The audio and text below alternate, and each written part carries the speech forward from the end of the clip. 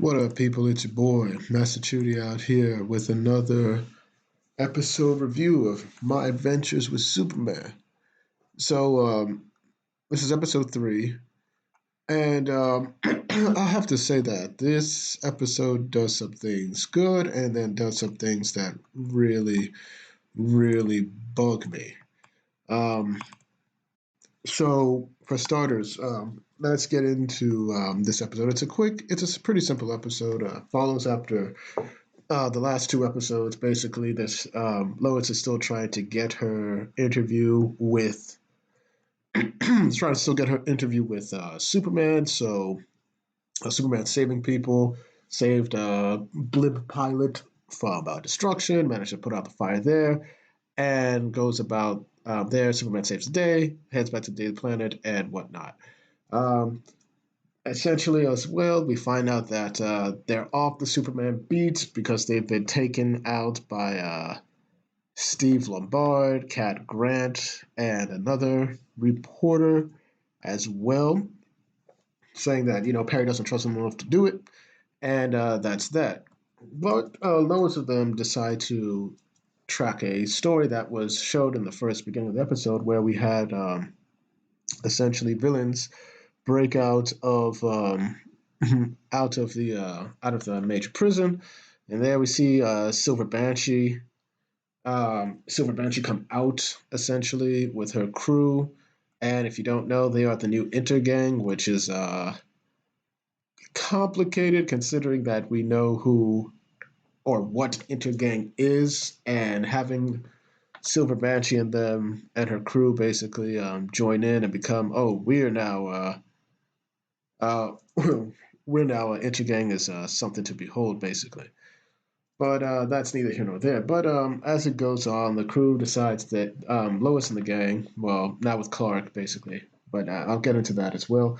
They basically go about and they say that, hey, let's go in and let's investigate.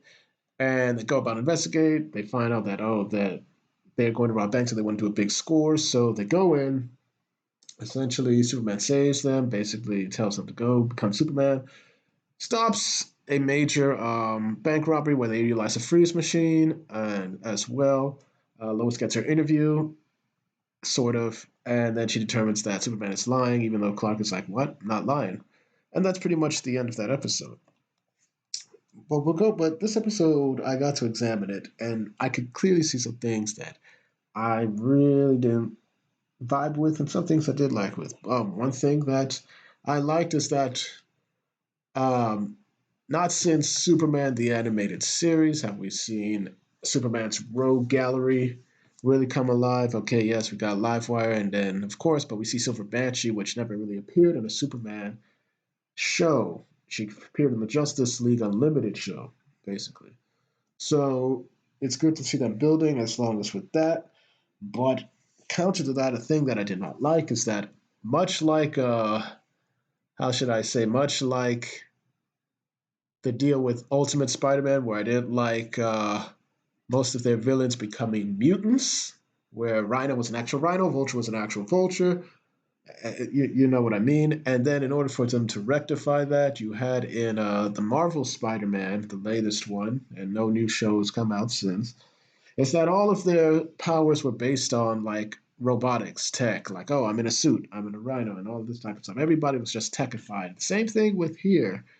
Livewire obviously sold Silver Banshee and her brothers, or members of Intergang, their tech. So Silver Banshee is no longer necessarily a metahuman. She just has a helmet face mask that produces high frequency sounds as well. And everybody else misuses tech. And then the other big guy, he has huge superpowered gauntlets, giving him super strength and whatnot. So yes, they're becoming less and less metahuman, more and more human with machine enhancements, and that kind of takes away the mystique of Superman's rogue gallery.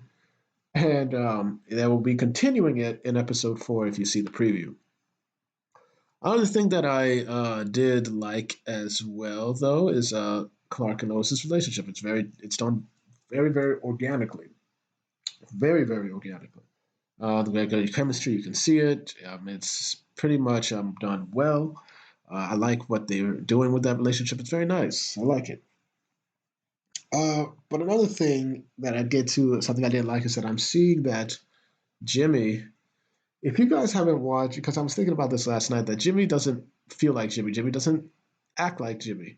Jimmy reminds me of another character. And if you haven't watched the animated show, The Last Kids on Earth, very good animated show, 3 seasons. Sadly, I think it's canceled. I hope that Netflix revives it, but it's neither here nor there.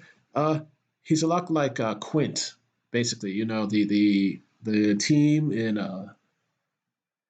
the Last Kids on Earth, the resident inventor, gear maker, and whatnot. He has that type of charisma, and he's kind of like I guess Otto from as well from Steven Universe, who has that type of aliens walk among us type of vibe and whatnot. So that's also neither here nor there. So that's the thing. Jimmy is not really Jimmy, I think, and it's more so that he is more concerned about other things than his photography, which is something that Jimmy from the animated series in the 90s really took pride in as well. So, what can I say? Another thing that I also say that I actually, well, I'll get into another thing I didn't like actually first, and it's that Superman seems to be discovering his powers on the fly immediately. Like, okay, like now in this juncture, Superman's just discovering heat vision because that's what happens. Spoiler: that is what happens in this show. He discovers his heat vision, his X-ray vision, like the way that he mastered flight and his speed, and of course knowing his strengths as well. Him just being freaked out about heat vision is something that should have happened a while back, and I think that's a bit of an issue I have with that as well. Um, the animation is still growing on me a bit. I get it. It's kind of hit or miss. It's not bad in this case. Thank God that I did not see the Sailor Moon transformation. I figured that we wouldn't see the Sailor Moon transformation after the first time because, he has the suit now under him. There's no need to be morphing all the time. Just have it under there. So that'll be that. And I hope we do not see it again as well. Um, and oh yeah, a couple things that I did miss as well. If you don't know, Slade is still out there. Slade Wilson. Uh, he who doesn't really look like Slade, but looks like the usual anime ghostly figure who's conniving and all that type of stuff. He's doing what he's done. He's collecting all of Superman's robes to essentially work for Amanda Waller, which is interesting. That all of Superman's villains are going to be turned into Amanda Waller's super Suicide Squad, as it looks like. But only time will tell what will happen as well. In addition, another thing that kind of also bugged me was that in the intro they do this type of anime type of thing, which is like it doesn't really work for Superman in that animation style. It just feels like I could just tell it just felt kind of off, kind of wannabe ish. I'm like, oh no, no, no, no, we can't have that. But like I said, this still has the Saturday morning cartoon type of feel, which is a good thing. It's a good thing. And I think one should appreciate that. Obviously, there's some other things that I noticed that I'll leave ambiguous, but I can guess that is heavily pushed in so far in this particular episode. But well, we'll see though. But as of now, it was a fairly all right episode. I'd give it a 7 out of 10. It kept moving. The plot moved well. It was pretty entertaining, but like I said, there were some things I did dislike and things that I did like. So thank y'all for watching. Please like, share, and subscribe and hit the notifications. Make sure you're notified. Once again, I do these reviews for you, the people, because I want to discuss animation, superhero animation, and get your views on it. Tell me what you all thought. Did you like this episode? Did you not like it, or were you just neutral on it? Comment down below.